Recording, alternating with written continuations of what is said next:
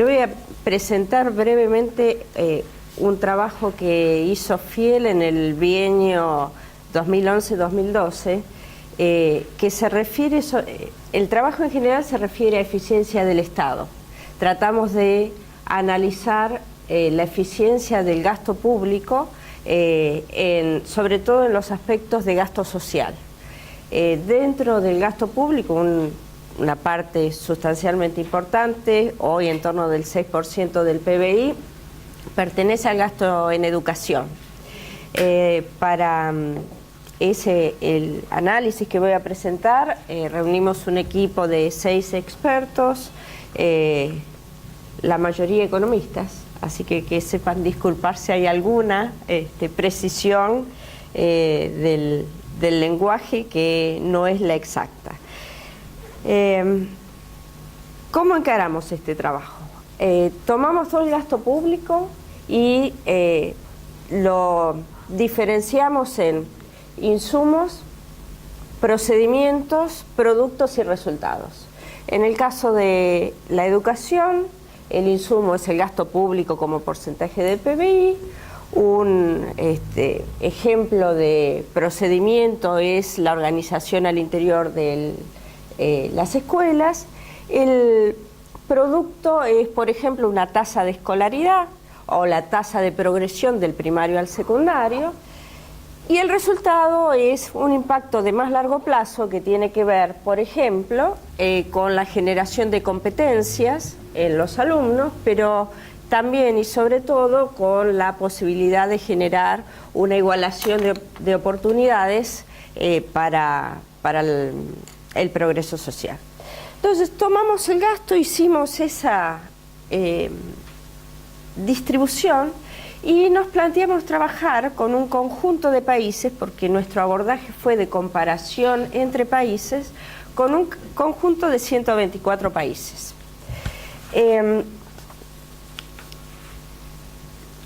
Lo primero que tengo que decirles es que usamos una técnica que está muy en boga internacionalmente y que trajimos a la Argentina, nosotros pensamos, para precisar más el diagnóstico respecto de lo que se venía discutiendo en la Argentina, que es muy amplio y es mucho sobre educación.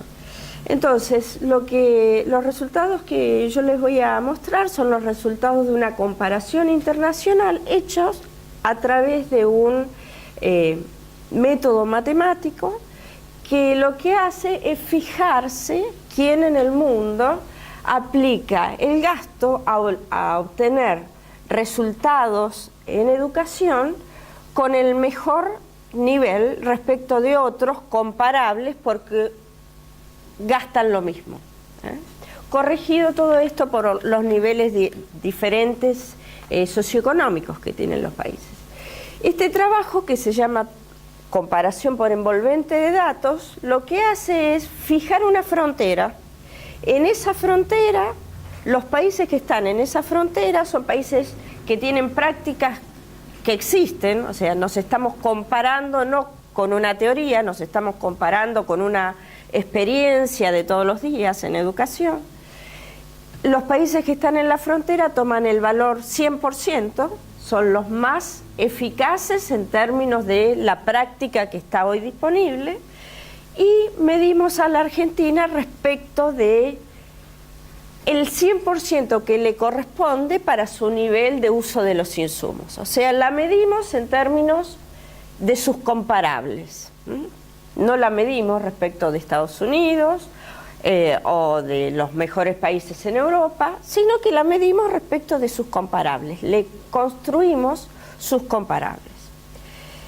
Este primer ejercicio fue un ejercicio exploratorio que hicimos en 2011 para fijar las hipótesis de avance que íbamos a tener en el trabajo, para fijar las preguntas que nos íbamos a responder en el trabajo. Déjenme contarles rápidamente los resultados. Primer ejercicio que hicimos, tomamos el gasto público en educación como porcentaje del PBI y quisimos saber cómo lo traduce la Argentina, cómo lo expresa la Argentina en insumos, maestros por alumno, nivel secundario y nivel nivel primario y nivel secundario, y por tasas de escolaridad. ¿Qué resultados obtiene en términos de tasa de escolaridad? El primer resultado ya nos sorprendió, porque comparado con un 100% de eficiencia, la Argentina mostraba una eficiencia de 63%. ¿Qué significa esto? Significa que en realidad el gasto que esté aplicando, que podría aplicar menor gasto para obtener exactamente el mismo resultado. En particular podría aplicar entre un 30 y un 40% menos de gasto para obtener el mismo resultado, considerando sus comparables. Pasamos después a pormenorizar en primaria y secundaria. Tomamos gasto por alumno en primaria y vimos, además corregimos por la influencia de las familias, que por supuesto, al ser la educación un proceso conjunto, tanto de las escuelas como de las familias, correspondía incluir variables que representaran a la familia. Y miramos qué pasaba en el primario en términos de las tasas de escolaridad del primario y la progresión hasta el secundario, y qué ocurría en el secundario. Los resultados para el primario no son muy diferentes por países. Casi todos los países en el mundo, en la muestra que teníamos, que era bastante amplia, más de 100 países, alcanzan 95% de eficiencia en promedio.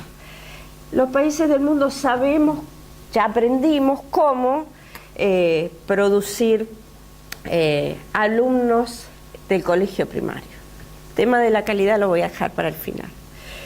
Pero en principio la tasa de escolaridad la estamos produciendo todos más o menos parecidos.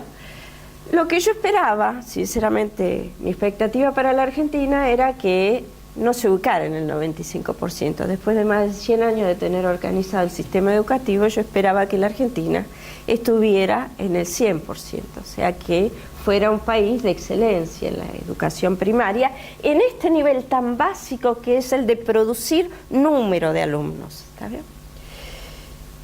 La escuela secundaria fue todavía una peor noticia, porque nuestro índice fue 63% sobre 100. Es un índice muy bajo, es un índice más bajo que el del promedio de los países latinoamericanos. Es un índice más bajo que el promedio mundial que teníamos.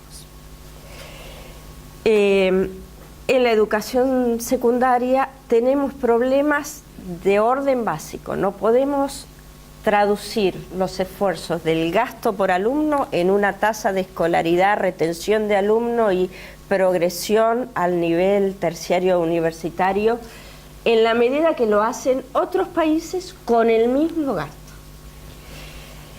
El último dato respecto de este aspecto, que fue nuestra primera aproximación, fue ver qué pasa con la calidad educativa.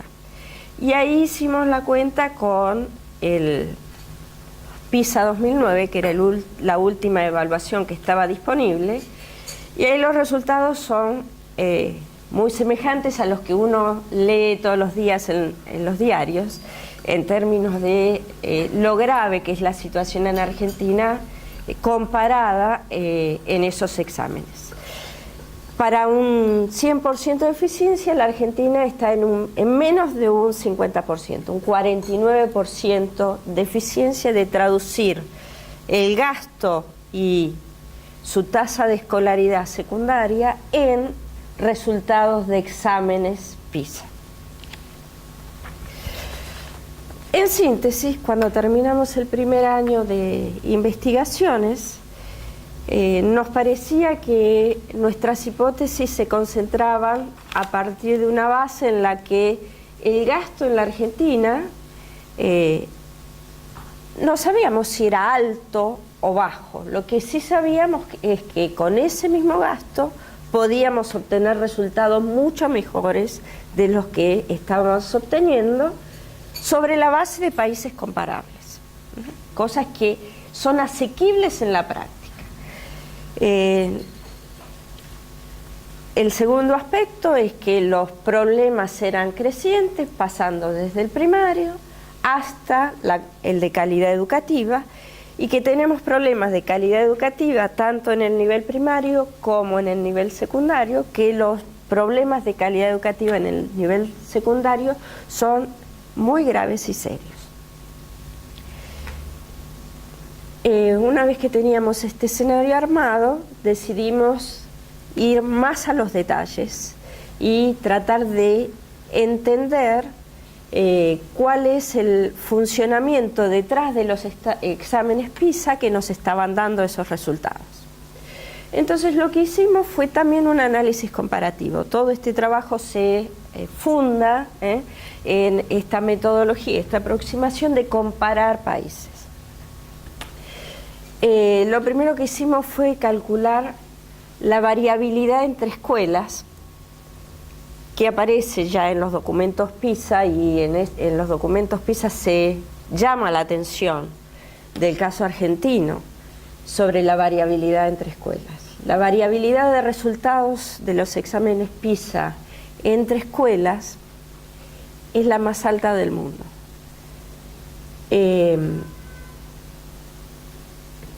Además, Argentina, cuando uno ve el desempeño entre los exámenes del 2000 y los exámenes del 2009, encuentra que hay un desempeño que va en decadencia. Los exámenes del 2000, en los exámenes del 2000 teníamos notas más altas, siendo bajas que en los exámenes del 2009, y que además en los exámenes del 2009 estamos muy al fondo de la tabla. Estamos cuartos contados, entre terceros y cuartos contados al fondo de la tabla. Y que cuando vamos a mirar la variabilidad entre escuelas, esta es máxima. En América Latina se estaba discutiendo al momento de hacer estos análisis, y en la Argentina también, cuál es el impacto de la diferencia en la distribución del ingreso sobre la educación. Y en muchos casos se habla de la segregación en la educación como un grave problema social, un problema que se ha ido agravando en el tiempo a medida que la distribución del ingreso no se ha corregido en América Latina. Entonces, primer candidato para ver qué ocurre qué puede explicar la variabilidad entre escuelas es la diferencia de ingresos entre las familias. Hicimos esa primera corrección y efectivamente la diferencia de ingresos entre las familias es una explicación muy potente de la variabilidad entre escuelas. Explica el 60% de la variabilidad entre escuelas. Ahora bien, ¿qué pasa con el resto de los países?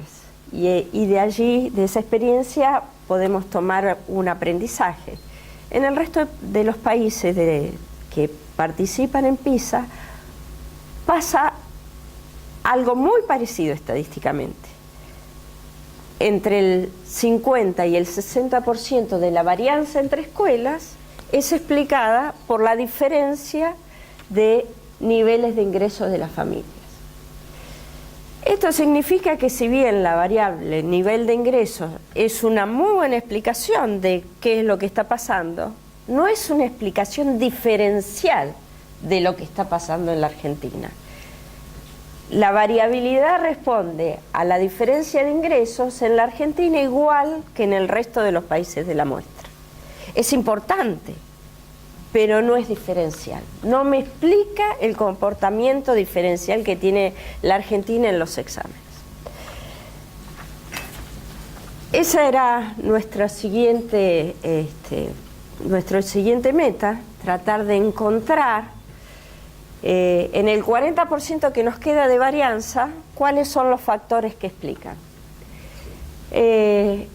Además, les quiero decir que el 40% que nos queda de varianza sigue siendo la más alta en toda la muestra de países.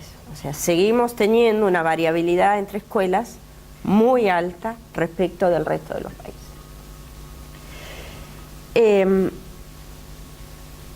Y además, notablemente, nuestra variabilidad de resultados es mayor que la de los países latinoamericanos que nos acompañan en los exámenes PISA.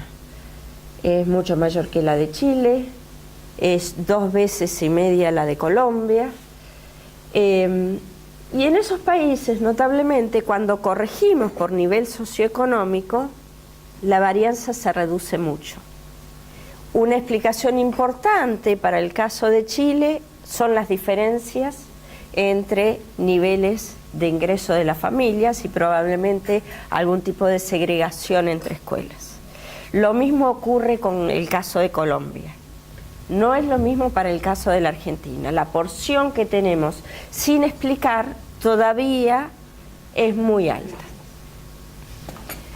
Bueno, fuimos por algunos otros candidatos. Ustedes saben que los exámenes PISA vienen acompañados de 2 encuestas, una a las familias y otra a los colegios, a las escuelas. Y esas 2 encuestas tienen variables explicativas de los fenómenos que son muy ricas, pero que lamentablemente para los estadísticos se correlacionan entre sí. Es mucho más difícil, a medida que uno avanza tratando de determinar la explicación, es mucho más difícil poder saber exactamente cuál es la variable que está influyendo en la explicación. Pero conseguimos 2 candidatos que nos dieron buenos resultados. Un primer candidato que bajó en 20% la variabilidad entre escuelas es la diferencia de recursos materiales y docentes entre escuelas. Recursos materiales y recursos docentes. En la escuela secundaria, como ustedes saben, los recursos docentes part-time son muy importantes en la Argentina, comparados con otros países del mundo que tienen más o menos que tienen el mismo perfil de la Argentina en términos de gastos dedicados al colegio secundario, y la formación de los docentes también es diferente. El grado de los docentes en muchos de los países es universitario. En la Argentina es terciario, son pocos los que llegan desde los niveles universitarios. Y así siguiendo fuimos mirando todas las variables y comparando las variables de recursos. Cuando aplicamos un método estadístico para saber el impacto de esas variables, explicando la varianza entre escuelas, nos explica un 20% de la varianza residual, de lo que nos quedaba después de corregir por el nivel de ingresos. Entonces, la diferencia de recursos entre las escuelas es importante. Otro aspecto que fue importante en la explicación, que explicó el 6% de la varianza residual, fue el mecanismo o los métodos de gestión en las escuelas. Cuál es el grado de autonomía del director para llevar adelante procesos disciplinarios, la organización de los recursos, la organización de las tareas extracurriculares. Esa autonomía de gestión, que se diferencia en la Argentina de lo que ocurre en otros países de la región, también es un factor que explica en torno del 6% de esta varianza que estábamos tratando de entender. Hay otros factores en los que fue más difícil la medición, pero déjenme mencionarles que la sugerencia del análisis estadístico dice que también son importantes. Uno de los factores que diferencia a la Argentina, por ejemplo, es que la demanda de las familias por calidad educativa, que se mide por el número de veces que están los padres en la dirección de los colegios en la encuesta PISA, es una percepción que tiene el director sobre la presión que tiene de parte de las familias por la calidad educativa, esa demanda es relativamente baja en la Argentina. La Argentina, como todos sabemos, en el pasado fue un país de alta valoración de la educación por parte de las familias. Hace unos años nosotros hicimos un trabajo también estadístico tratando de medir la igualdad de oportunidades a través de los sistemas de promoción educativos, de salud y de gasto social en general que aplica la Argentina, y encontramos que midiendo para atrás las generaciones, la última generación donde uno podía decir plenamente hubo un acceso a mecanismos de promoción para la igualdad de oportunidades, está bastante lejana en el tiempo. Es la que corresponde a niños que se educaron en la década del 60. Después de eso, la igualdad de oportunidades va siendo cada vez, el índice de igualdad de oportunidades cada vez va perdiendo fuerza en la Argentina. Muy probablemente de la mano de este desaliento en términos de los resultados en igualdad de oportunidades, los padres han dejado de percibir a la escuela como un lugar donde se gesta básicamente la promoción social de sus hijos, y en consecuencia la demanda sobre la calidad educativa ha disminuido. Otro factor importante, aunque la evidencia de otros países es mezclada, pero otro factor que a nosotros nos da como importante es el tema de las horas de enseñanza. Las horas de enseñanza en la Argentina son muy bajas respecto de lo que está ocurriendo en otros países. El último factor que no pudimos medir, pero que sí vimos que las diferencias son significativas y que en otros casos tienen una importancia muy marcada, es el de la metodología de la enseñanza. Cómo se organizan los alumnos dentro de los cursos, cuáles son las actividades extracurriculares, si hay maestros especiales para los niños que quedan retrasados, respecto de algunas de las asignaturas, etc. Bueno, en términos generales, entonces, si yo tuviera que hacer una síntesis de este trabajo que dedicamos al análisis de la eficacia o eficiencia en la educación en la Argentina, perdón.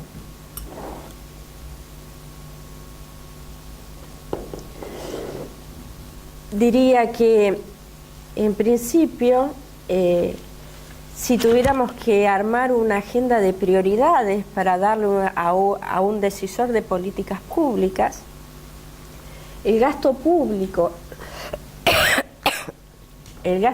en educación en la Argentina no luce bajo. Los resultados, en cambio, sí lo son. Tenemos un grave problema de variabilidad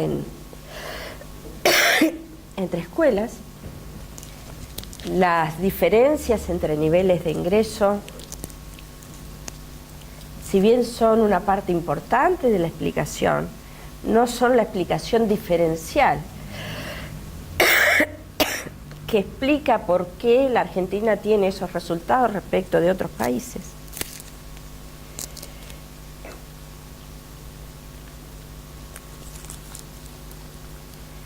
Y aquí enfrentamos dos riesgos, o al menos un riesgo y una posibilidad de error. El riesgo es tratar de insistir con un aumento en el gasto, o, peor desde mi punto de vista, montarnos a la idea imperante en América Latina sobre los problemas de la segregación y tratar de regular la escuela en el sentido de evitar la segregación, cuando en realidad tenemos mucho que hacer antes de plantearnos un problema como ese. tenemos mucho que hacer en términos de dar mayor eficacia a los recursos que estamos aplicando hoy.